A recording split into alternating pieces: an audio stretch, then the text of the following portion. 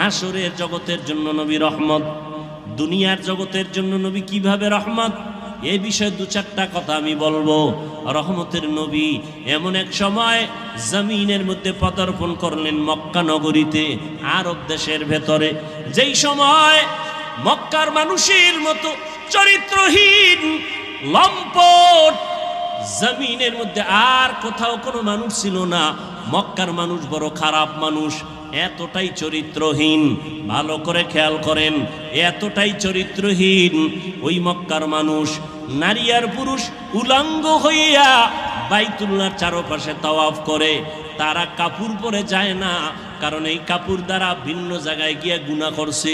এই গুনাহযুক্ত কাপড় নিয়ে বাইতুল্লাহর কাছে যাবে না, এরা বাইতুল্লাহকে সম্মান করে। কিন্তু চরিত্র এতটাই দুর্বল, এরা নারীদের পছন্দ করে না। কন্যা ঘরে আসলে বাবা পর্যন্ত